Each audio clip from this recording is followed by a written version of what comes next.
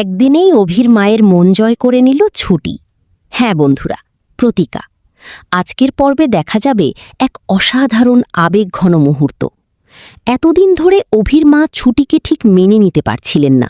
তার মনে ছিল অনেক ভুল বোঝাবুঝি আর সন্দেহ।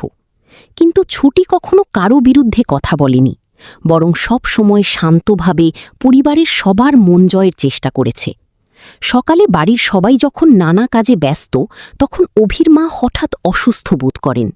বাড়ির অন্য কেউ ঠিকভাবে খেয়াল না করলেও ছুটি সঙ্গে সঙ্গে তার পাশে গিয়ে দাঁড়ায়।